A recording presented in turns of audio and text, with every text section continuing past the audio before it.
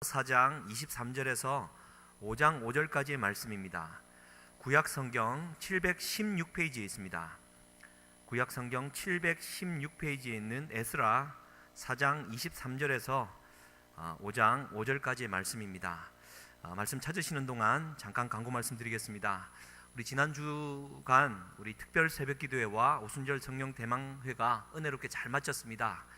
우리 성령 충만함의 은혜가 끊이지 않고 연말까지 지속될 수 있기를 주님의 이름으로 다시 한번 축복합니다. 기도와 전도 대행진 함께하고 있습니다. 광고를 그렇게 하는데도요, 끝까지 안 내시는 분이 있습니다. 이제는 문자를 보낼까, 추적을 할까, 굳이 그렇게까지 안 하더라도 한 번 정도는 내야 되지 않겠습니까? 귀찮아서라도 안 하고 또 부끄러워서라도 안 하고 막 그런 분들 계신데요. 그런 게 어떻습니까? 그냥 그 비밀은 철저하게 보장해 드립니다. 저만 봅니다만 저도 통계 내고는 잊어먹습니다. 할렐루야. 다시 한번 간곡히 부탁드립니다. 12월 18일까지입니다. 이번 주 금요 특별 집회 내일 모레 7시 30분부터요 저녁 12시까지 진행됩니다. 우리 지난번에 한번 경험했죠. 지난달에 우리 1부는 김인식 목사님 찬양사역자로 유명하시고 또 말씀이나 찬양이나 참 뛰어나시죠.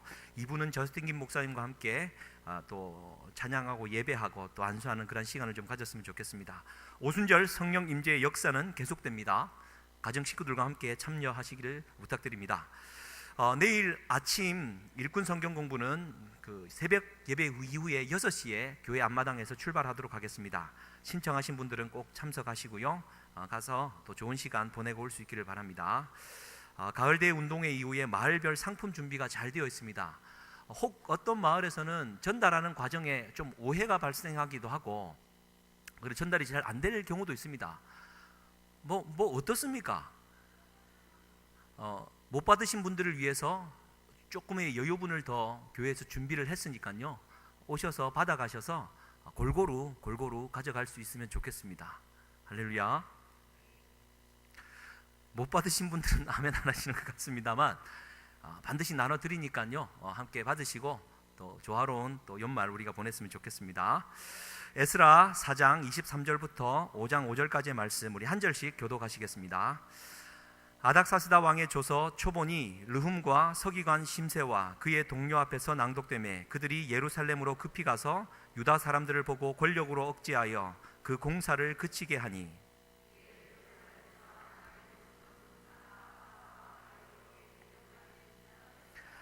선지자들 곧 선지자 학개와 잇도의 손자 스가랴가 이스라엘의 하나님의 이름으로 유다와 예루살렘에 거주하는 유다 사람들에게 예언하였더니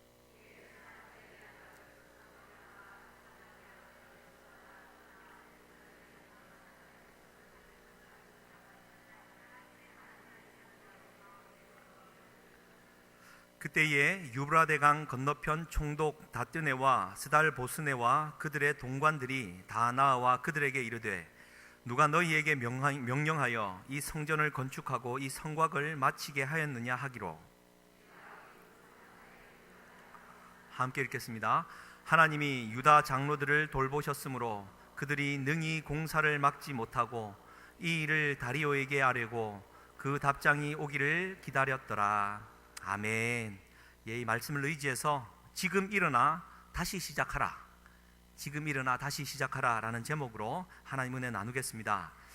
우리 주보에 우리 다른 목사님 오늘 말씀 시간인데 갑자기 웬 다른 사람이 나왔느냐 의아하신 분들 계실 겁니다. 사랑하는 담임 목사님의 설교는 주일날 뜨겁게 들으실 수 있기를 주님의 이름으로 축복합니다. 실망하지 마십시오. 할렐루야.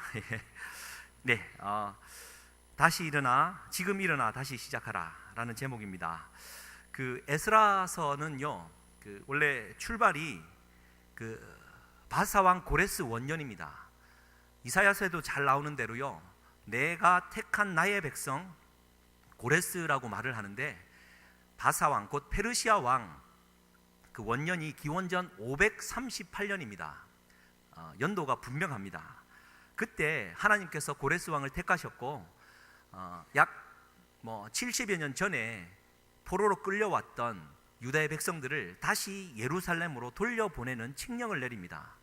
그때 예루살렘에서 빼앗아 왔던 그릇들을 포함한 이 전리품들을 다시 돌려주면서 그대로 되돌아가게 만듭니다. 그때 1차로 이제 포로 귀환이 일어나는데요. 그때 인구가 42,360명, 그리고 그 종과 노래하는 자들을 포함하면은 49,879명, 그러니까 약 5만 명이 1차로 되돌아가게 됩니다. 그러면서 이제 되돌아와서 예루살렘 옛날 그 땅에 돌아와서 하나씩 하나씩 자기 자리를 찾아서 살아가게 됩니다. 잘 살았겠습니까? 그렇게 이제 지내다가 7월이 되었습니다. 유대력으로 7월은 신년에 해당하는데요. 신년 1월, 그러니까 7월 1일은 나팔절이라고 해서 유대 백성들이 크게 잔치를 벌이는 날입니다. 그리고 7월 10일이 되면 대속죄일이라고 해서 대제사장이 1년에 딱 한 번 지성소에 들어가 그 유대인들의 모든 죄를 대속하고 나오는 날이기도 합니다. 그리고 7월 10일을 지나서 7월 15일부터 22일까지는 7일 동안 초막절을 지내게 됩니다. 초막을 짓고 그 예루살렘 성 주변에서 하나님의 돌보셨던 은혜를 누리는 시간이지요. 그러니까 1년 중에 가장 중요한 달이 곧 이 유대력으로 볼 때 신년 곧 7월입니다. 이 약 5만 명이 예루살렘으로 돌아와서요, 첫 해 신년에 예루살렘으로 쫙 모여들었던 때가 오늘 읽었던 본문의 때인데요. 율법이 잊혀졌다가 그 율법이 다시 한번 되새겨졌고 에스라 선지자에 의해서 강론하기도 하지요. 그래서 이제 황량한 옛 성터, 무너졌던 옛 성터 앞으로 쫙 모여듭니다. 그리고는 그나마 살아있던 제사장이 어설프게 만들어진 번제단을 만들고 그 위에 불을 쫙 당깁니다. 그러면 불기둥이 쫙 올라가지 않겠습니까? 여러분, 그림이 그려지십니까?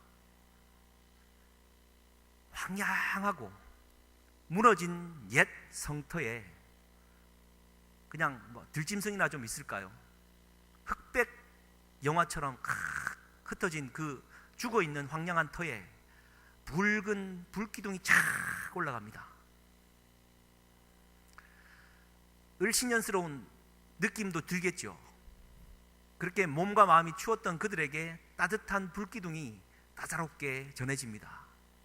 흑백 영화의 칼라 붉은 빛이 그들의 마음을 적십니다.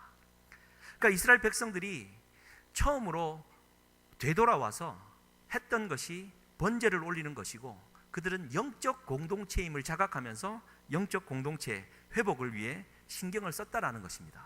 할렐루야. 교회는 그런 영적 공동체 아니겠습니까? 그리고 이스라엘 백성들은 잊지 않았습니다. 고레스 왕이요, 성전 기물들을 다 돌려줄 뿐만 아니라 가서 성전 재건축을 위한 비용까지도 다 되어줍니다. 그러니 그것을 가지고 돌아와서 성전 재건을 위해서 백향목을 이제 수입해오고 두로와 시돈의 고급 건축자들을 이제 고용하면서 자그마치 2년 2개월을 그들이 어려운 생활 속에서 성전 건축을 준비합니다. 드디어 이제 성전 기초를 딱 놓는 날이 왔습니다. 2년 2개월이 지나고, 그리고는 제사장들과 아랍 자손, 아삽의 레위 자손들이 옆에서 찬송을 막 부릅니다. 나의 영원하신 기여. 감동적이지 않습니까? 찬송이 울려 퍼지고 번제단에 불기둥이 올라가고 이제 틀을 놓습니다. 그런데 성경은 그렇게 기록합니다.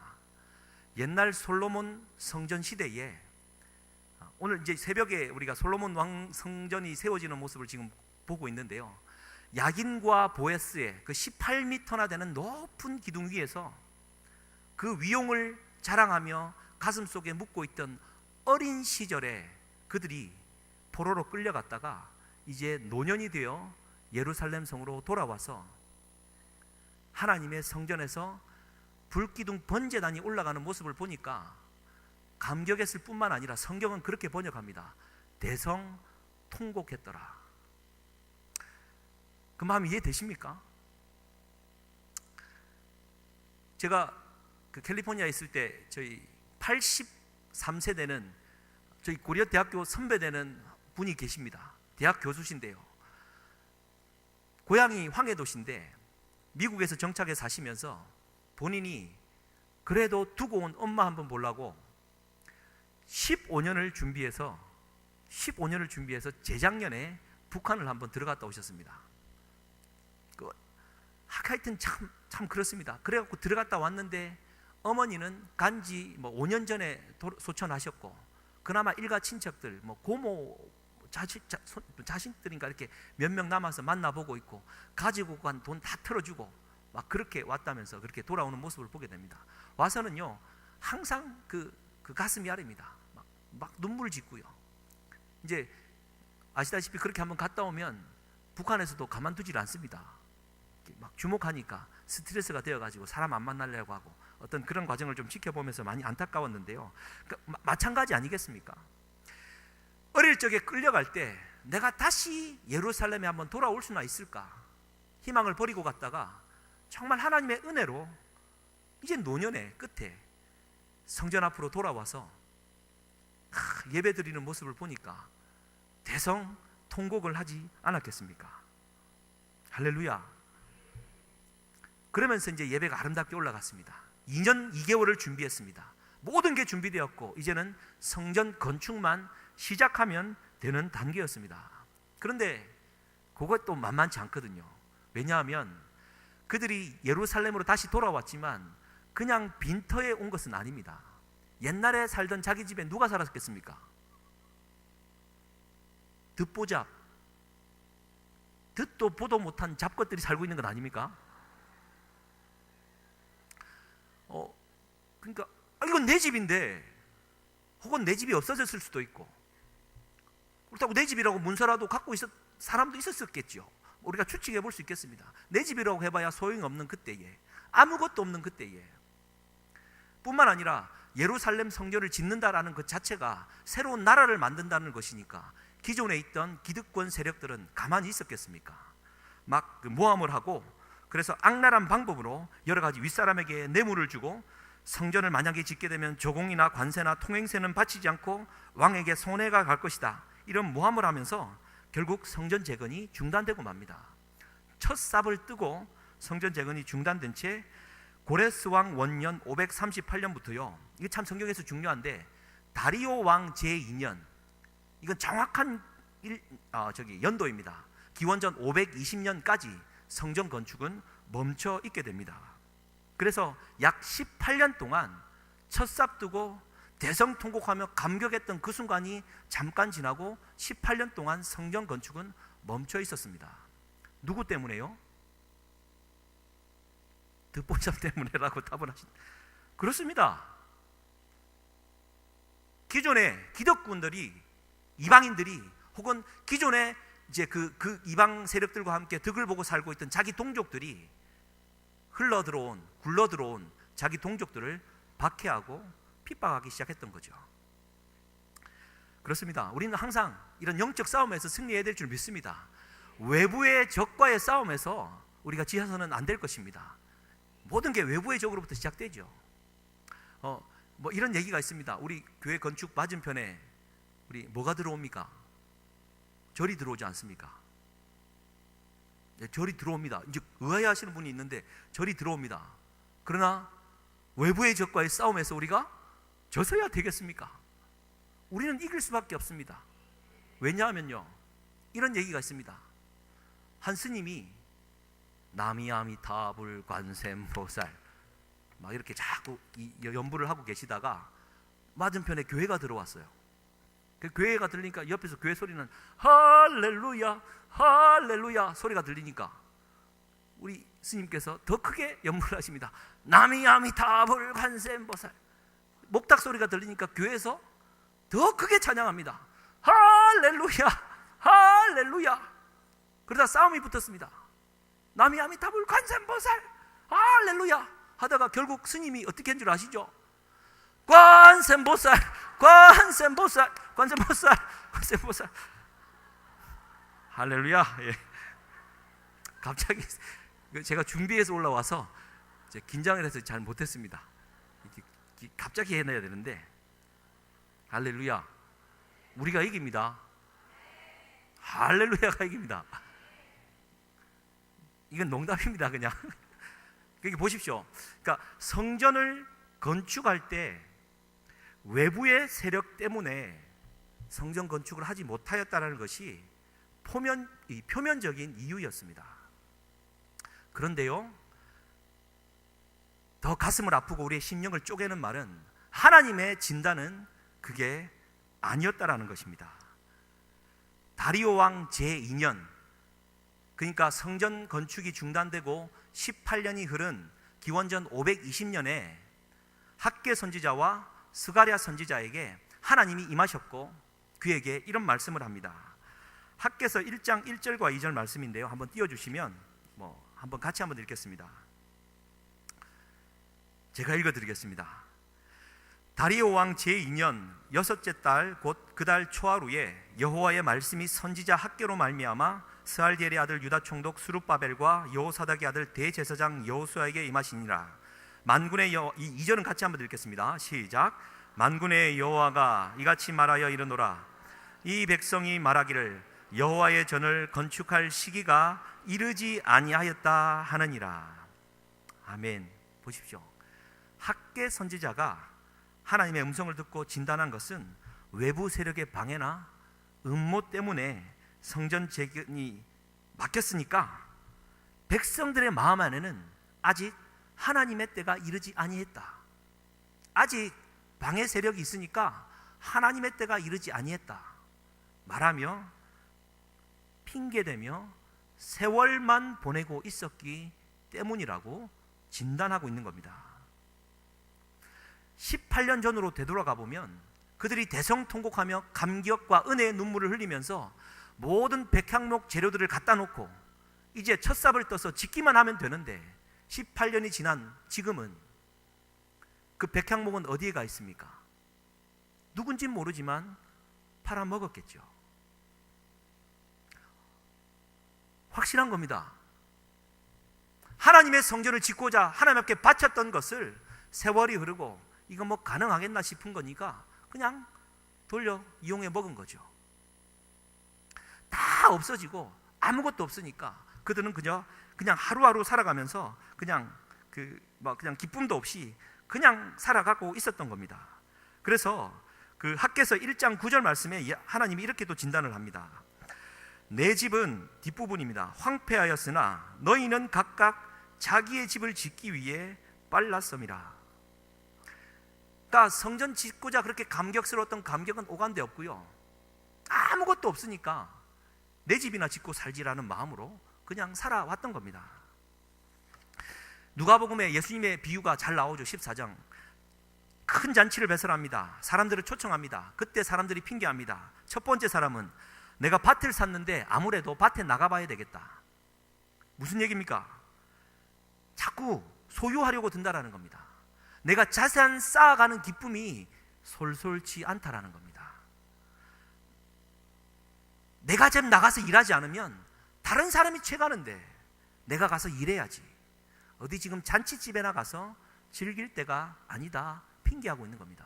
두 번째 사람입니다. 내가 소를 5결이, 소 10마리를 샀다라고 말합니다. 소 시험을 해봐야 된다는 겁니다. 무슨 얘기입니까? 나도 잔치 배설할 만큼 재산이 넉넉하다. 나머지 잔치밥 먹을 정도는 안 된다라는 얘기죠. 그래서 핑계댑니다. 세 번째 사람입니다. 내가 장가 갔으니 못 가겠다. 무슨 얘기입니까? 나도 즐길 만큼 즐기고 살아간다 라는 얘기 아닙니까? 다른 사람의 배려도 없이 그냥 그렇게 살아가는 겁니다. 결국 1차 포로 귀환 이후에 5만 명이나 돌아왔지만 외부의 세력의 그 방해가 크기도 컸지만 결국 그 속에 묻혀서 그냥 아니란 마음으로, 성전은 그냥 내 팽개친 채 아니란 마음으로 살았던 원인이 지금껏 성전 건축이 되지 못하였던 이유였다라는 것으로 하나님이 진단하고 있는 것입니다. 할렐루야. 그러면 하나님의 때는 언제 오는 겁니까? 어느 사회복지사가요, 이런 얘기가 있습니다. 세상에 좀 알려진 이야기입니다. 도움이 가장 필요한 사람들을 이제 찾아다니는 사회복지사가 어느 한 여인의 집을 방문을 합니다. 가봤더니 화상 때문에 얼굴이 일그러져 가지고 도무지 이제 정면으로는 바라볼 수 없고, 그래서 어디에도 취직을 못하는 여인이어서 결국 구걸로 살아가는 여인이었음을 보고 그 여인을 만나서 대화를 합니다.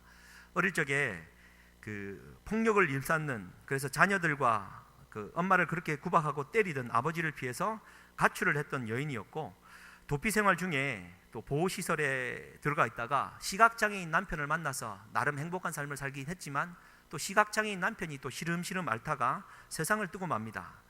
그래도 아버지를 통해서 남겨놓은 사랑하는 딸이 하나 있는데, 이 딸마저도 시력을 잃어가고 있었습니다.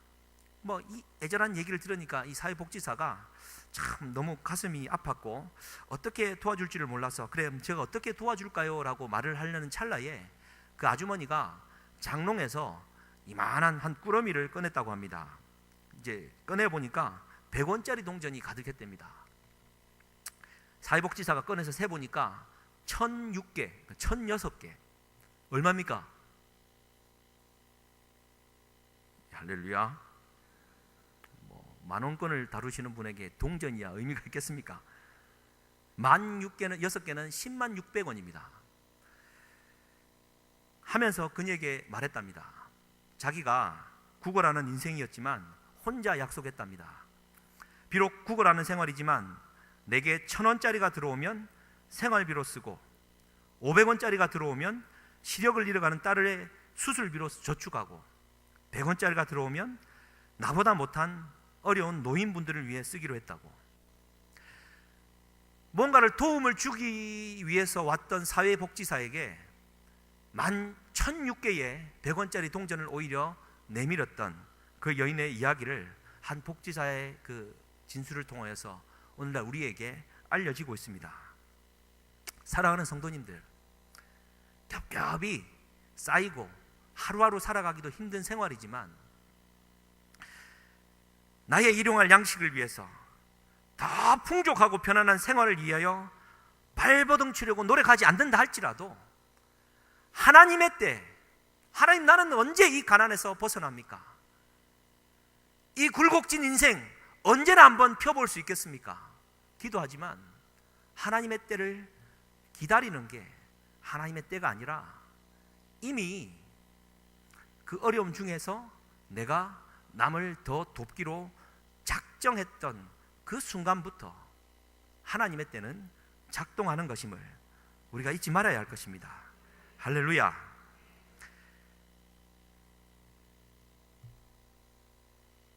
우리의 그 일상적인 안일함, 그것을 깨는 그 순간이요, 오늘은 안 되겠다, 오늘 예배 쉬고 다음 주에 가지 뭐. 물론 그 자체가 힘들 때는 그럴 수 있습니다만, 그것이 끊임없이 이어지고 반복되어지는 나의 안일함이 스스로 발견되어진다면 오늘 이 밤에 다시 한번 그 안일함에서 벗어나는 이 밤 될 수 있기를 주님의 이름으로 간절히 축복합니다. 왜냐하면요, 하나님은 그 안일함에 대해서 가만히 두고 보고 있는 것이 아니라 하나님의 사랑하는 자녀가 그리하고 있다면 하나님은 진노하시기 때문입니다. 스가랴서 1장 1절과 2절 말씀 한번 띄워주시면 같이 한번 읽겠습니다. 시작. 다리오 왕 제2년 8째 달에 여호와의 말씀이 이또의 손자 베레가의 아들 선지자 스가랴에게 임하니라. 여호와가 너희의 조상들에게 심히 진노하였느니라. 다리오 왕 제2년, 성전 건축이 멈춘 지 18년이 지난 기원전 520년에 스가랴에게 하나님의 말씀이 임하는데 하나님이 진노하였다는 겁니다. 그 진노함의 이유는요, 이스라엘 백성들이 그 삶에 만족하며 안일하게 살고 있었기 때문이라는 겁니다. 11절 말씀 한번 띄워주십시오. 스가랴에게 환상이 보이는데요, 한 사람이 붉은 말을 타고 골짜기 속 화석류 나무를 걸어가다가 이제 한 천사를 만나고, 그 천사가 여호와의 땅에 두루 다니다가 세상을 보고 돌아왔다라고 보고를 합니다. 장면 기억나십니까? 흑백 잿빛의 붉은 불, 제단의 불. 지금 환상에서 한 사람이 붉은 말을 타고 골짜기를 다니다가 왔다라는 겁니다. 와서 보니까 마지막 절을 온 땅이 같이 한번 읽겠습니다. 시작. 온 땅이 평안하고 조용하더이다. 이게 지금 평화를 얘기하는 겁니까? 평화로운 이 세상에 peace, 하나님의 평강, 샬롬, 이걸 얘기하는 겁니까? 조용하더라. 열정도 없고 애통함도 없고 하나님의 성전이 무디어져서 18년 동안 꺼져버린 그 불에 불씨를 당길 만한 사람이 아무도 없더라. 하나님의 은혜가 식어졌더라. 그 얘기 아니겠습니까? 제가 지난 수요일에도 말씀드렸지만 이번 우리 김독환 목사님, 우리 담임 목사님 특별 새벽기도 4차례, 김독환 목사님 4차례 특별 새벽기도, 오순절 대망성에 하나님의 큰 은혜가 임한 줄 믿습니다. 제가 크게 느끼는 것은요, 우리가 부르짖으며 기도하지만 결국에는 안수를 해야 된다. 안수를 하더라도 이게 아니라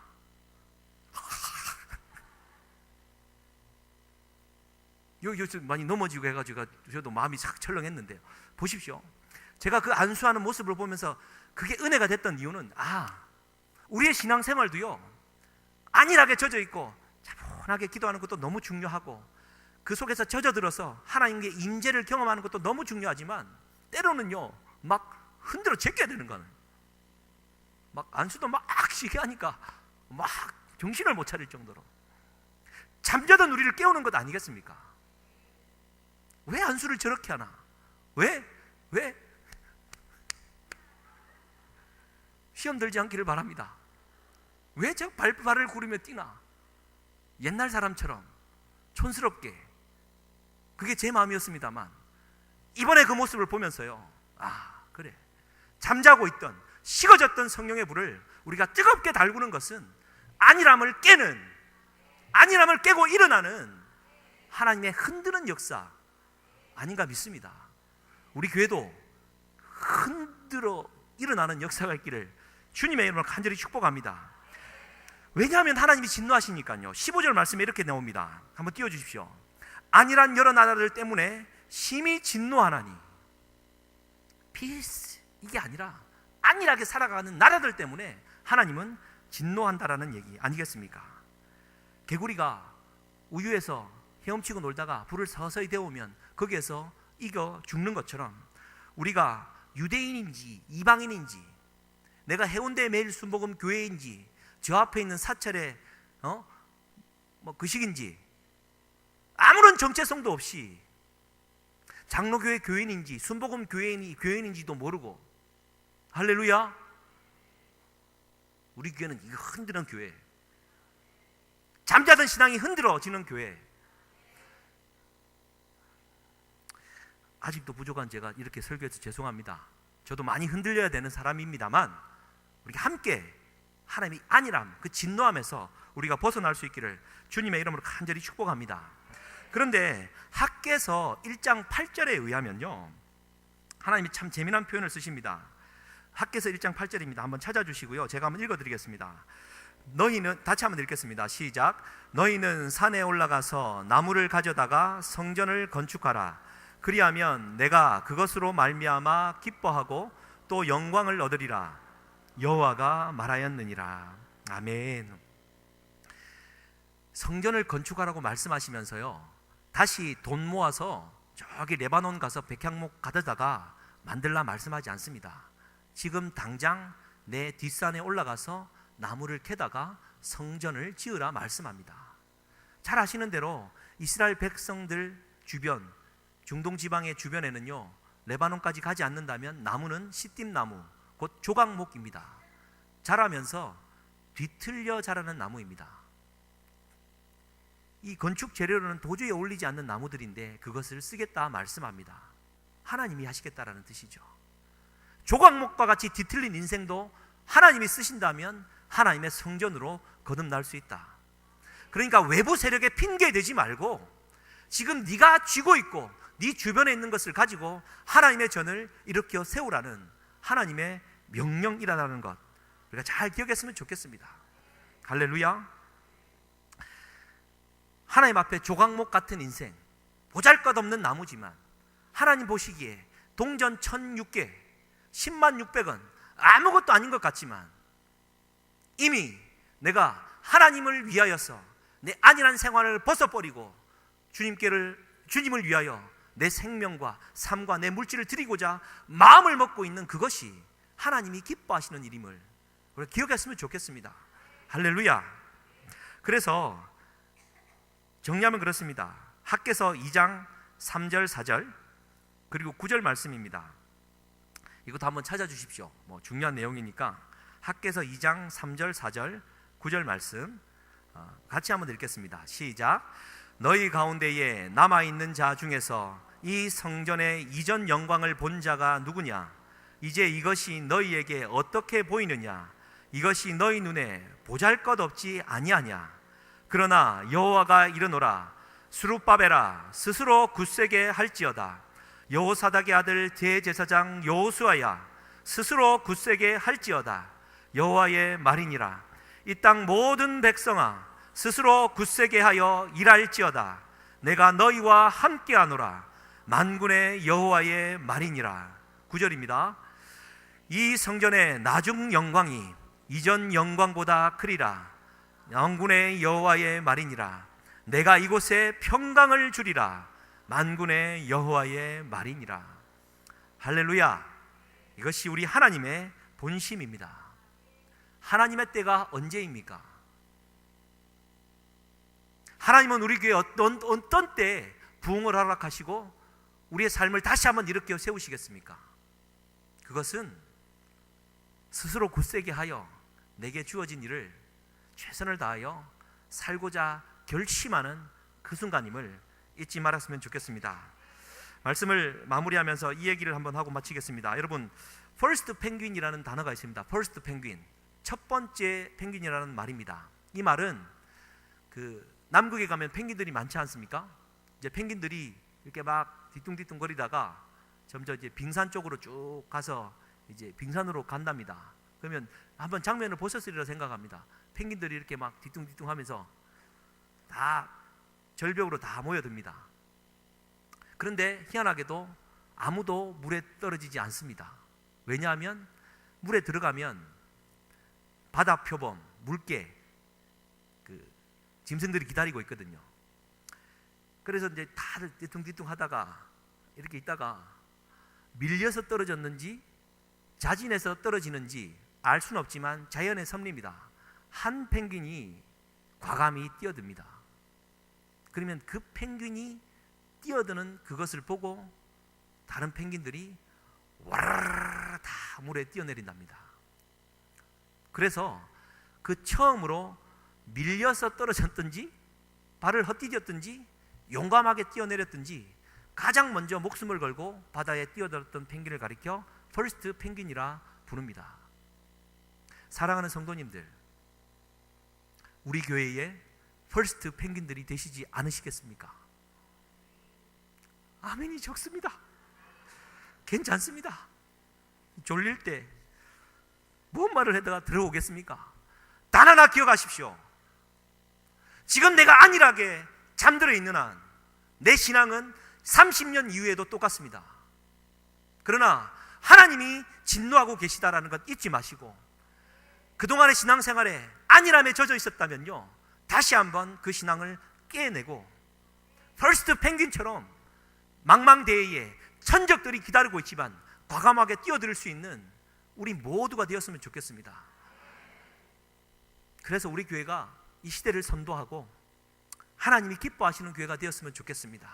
그런 성도님들이 되어서 우리 모두가 주의 전을 일궈 나가기를 주님의 이름으로 간절히 축복합니다.